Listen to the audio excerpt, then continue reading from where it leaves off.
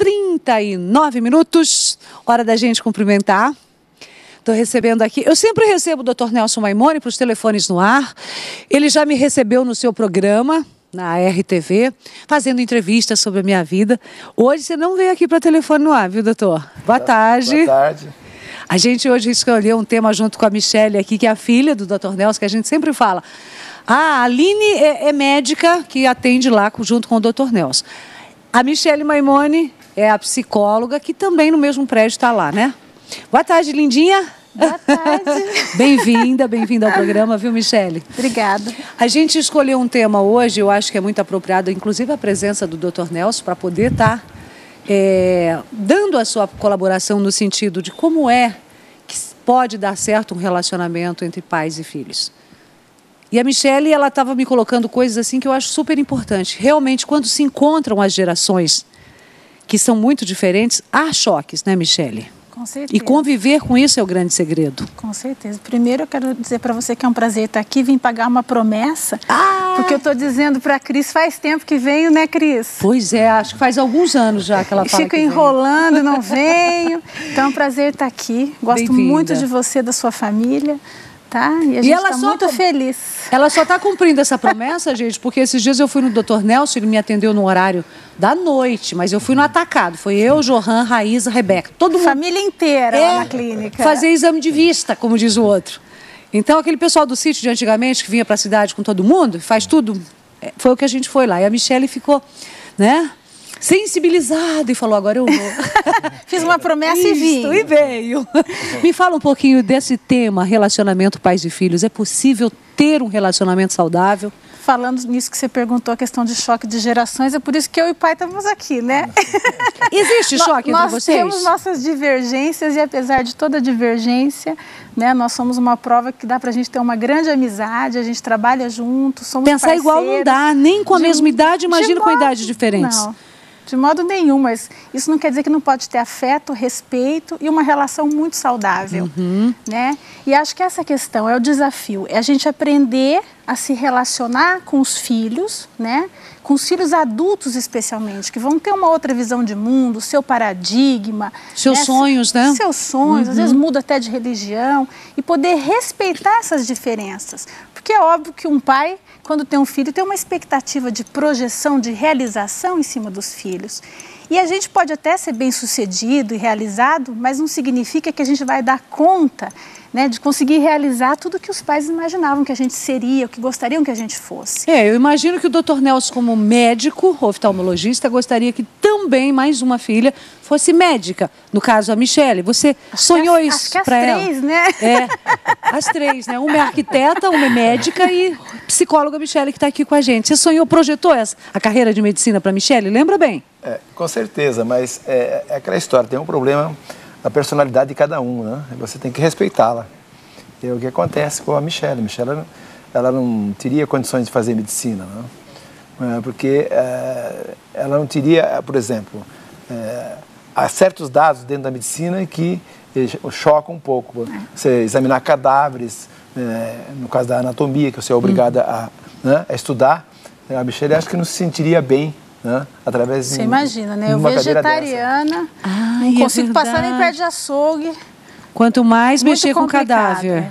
Mas acho que a questão é essa, é adaptar as expectativas e enxergar o filho real. Esse filho que está posto aí, com as suas limitações, com as suas diferenças, também com as suas virtudes, né? E com aquilo de bom também que tem de você. Eu acho legal você falar isso, porque às vezes não é que o teu filho está com tanto problema, mas talvez porque você, pai ou mãe, criou uma expectativa além do que ele possa dar conta ou em cima dos teus sonhos e não do sonho dos filhos, que eles também terão, né? Sonhos divergentes do seu, inclusive.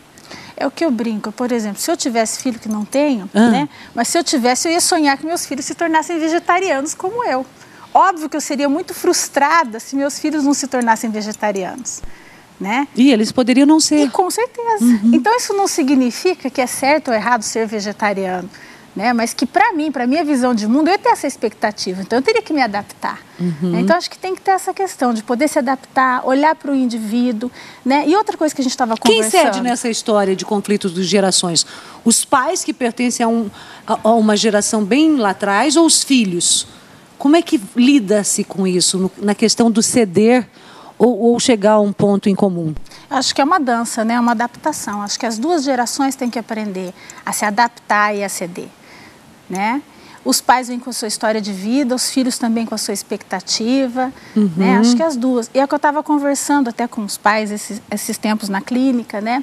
Essa dificuldade de comunicação entre as gerações. Você vai conversar com um jovem e às vezes a gente, ao conversar, a gente vem com todo o nosso paradigma, com todos os nossos valores, tudo pronto. Então você chega, por exemplo, para um filho adolescente e pergunta, e aí, tá paquerando, tá com uma namoradinha, né? O adolescente nem fala paquerar, ele já começa a tirar sarro da gente. Ô, velho, tô jogando uma pedrinha, não sei o quê, tô ficando.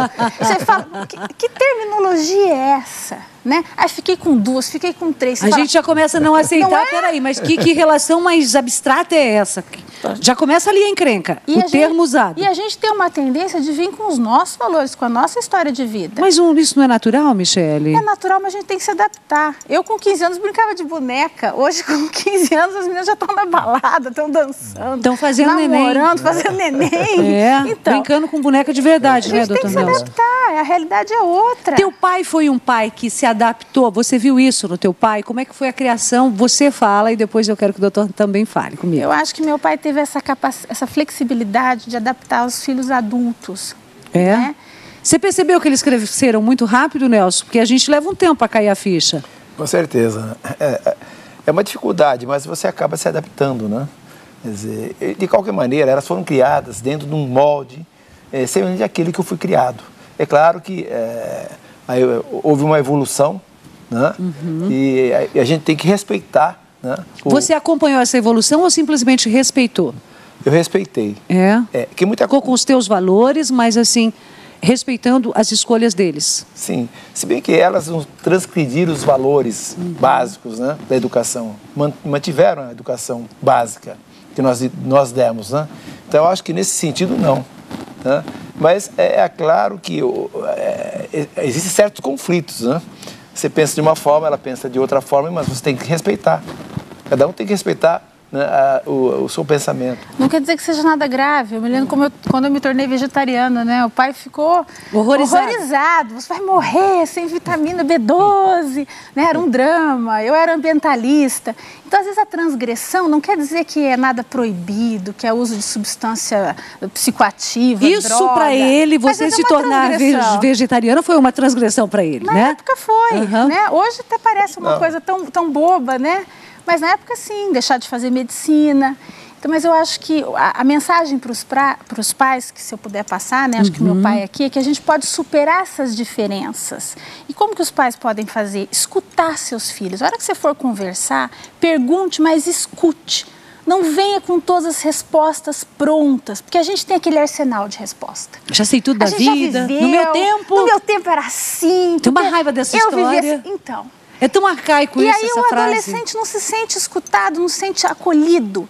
Então é escutar de verdade. É fazer a pergunta, mas querer ouvir. Então tá. Por que eu te pergunto? Os pais já estão entendendo que tem que ouvir e escutar mesmo, né?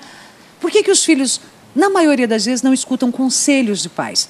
Porque a gente vem com tudo enlatado, tudo pronto. A gente quem? Os filhos ou os pais? Nós adultos. Nós adultos, a gente vem com as nossas verdades, mas são verdades que cabiam para a nossa época, para o que a gente viveu. E a gente tem que conseguir realmente olhar para aquela situação do jovem.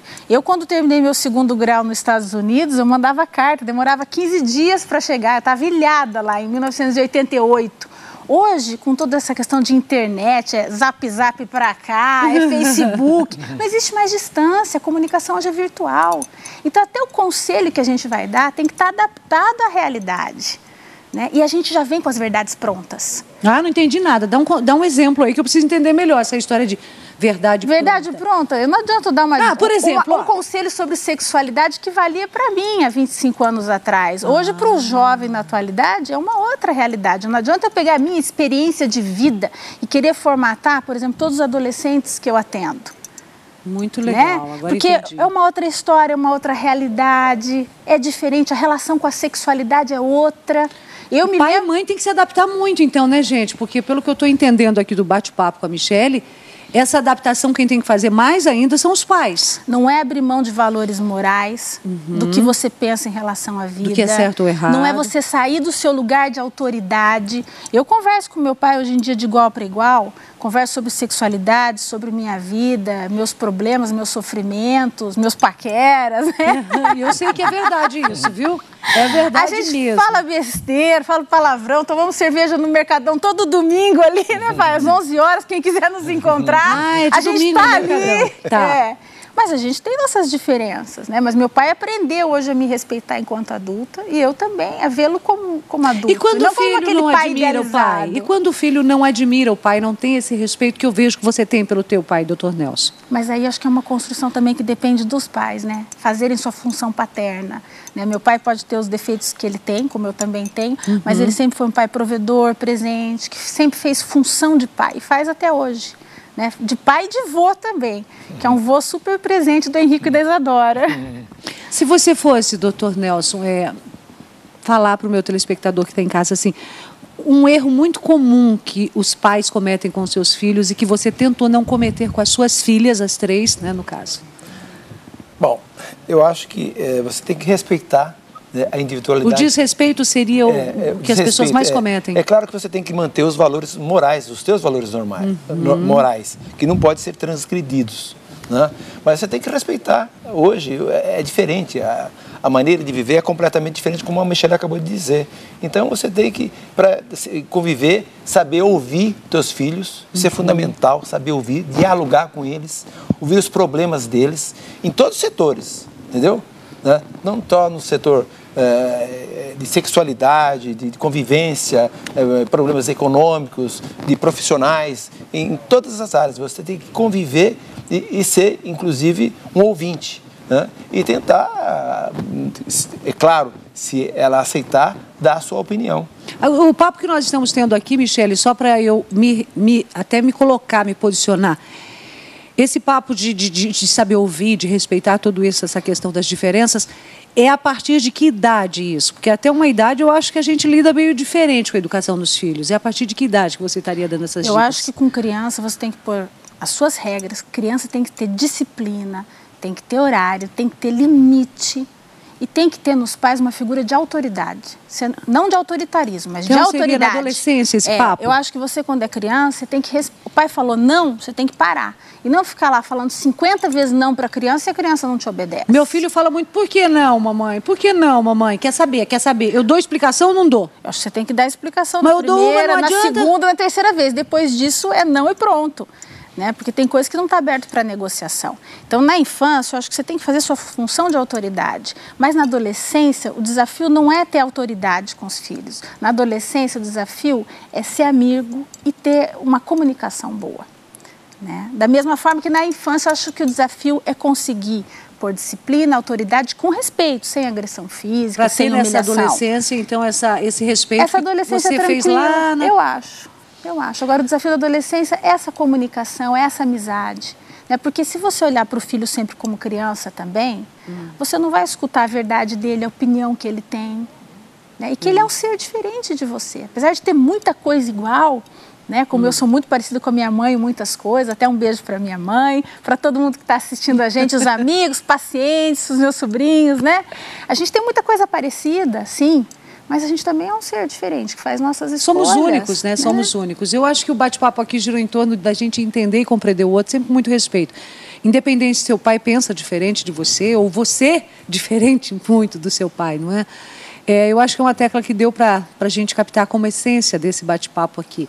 É respeitar, sim, as diferenças. Claro que nesse respeito significa respeito à tua escolha, mas estou aqui, né, com o braço para qualquer coisa se cair. Não é assim que a gente se comporta com pai e mãe, doutor Nelson? Com certeza. Ó, você pode até se lascar, porque eu fui contra a tua ideia, mas qualquer coisa estou aqui. Você tem que ampará-lo, né? Sempre. Também.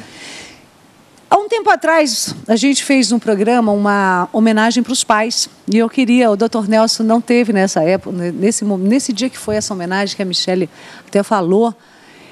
Você vê, isso foi ano passado, né? Ano passado. Prova do bom relacionamento dos dois, doutor. E a gente tem essa gravação ainda. Eu queria que você ouvisse, o pessoal de casa também. Tá no ponto aí, gente? Vamos lá? Rodou. Olha, eu gostaria então de poder falar um pouquinho do meu pai, que é uma figura assim fenomenal, que eu admiro profundamente, que faz essa função paterna, né? É separado da minha mãe e mesmo assim sempre continua presente na nossa vida de forma diária, né? Na vida dos filhos e dos netos. Uma pessoa assim admirável, né? Um excelente pai. Gostaria de aproveitar para dizer que eu amo muito você, pai, né? Tenho uma admiração profunda e agradeço por tudo. Separou o pai e a mãe, mas ficou o paizão sempre. Olha que lindo, você não tinha visto, né? Agora faltou um beijo aí, um abraço. E é exatamente isso aí que vocês estão vendo, essa relação de amizade, de chamego. Eu diria mais, eu acho que de dependência um do outro, né? Eu vejo quanto o Dr. Nelson, a Michele é que ajuda em toda a produção do programa dele de TV, o quanto ele é extremamente dependente dela, e ela, se não da maneira que ele é dela na dependência, mas assim, ela tem uma dependência de afeto, de estar com ele, linda. E dá até um pouquinho de inveja. Sabia? Oh, mas ele é assim com as 3, viu? É que eu sou mais extrovertida, eu sou mais... Você bota pra fora tudo, né? Não esconde nada. Eu sou mais grudenta, assim, mais afetiva, mas ele é assim com as 3. Você viu que lindo, Cada uma de um jeito. Você Tem uma conseguiu. admiração pelas minhas irmãs, por Aline, que é médica, um dengo com aqueles netos, com a Luciane, que é arquiteta e que agora está fazendo doutorado em Washington. Ele se gaba e tem um afeto igual pelas 3. De fato, o amor é igual, entendeu? É claro que existe essa convivência mais ou menos com um ou com outra filha, né? Mas o afeto é igual. A gente, você sabe, como mãe, você não faz distinção, né? A gente, com o pai também não faz distinção entre os filhos. Na maioria dos pais que se separam, o pai vira tio, viu? Essa é a verdade. Dr. Nelson continuou no seu papel de pai, mesmo separado. Que lindo. Adorei a vinda de vocês aqui hoje, tá? Obrigada, viu, Dr. Nelson? Obrigado. Ai, como a gente cresce, né? Adorei. Por isso que ele está aqui, gente. Aí as pessoas falam, nossa, mas o Dr. Nelson está há tantos anos com a Cristina no programa. E tá mesmo. Se eu estou no ar há 18 anos, ele está na televisão, assim, participando antes mesmo de eu entrar no ar. Há pelo menos 18 anos com esse programa, o Dr. Nelson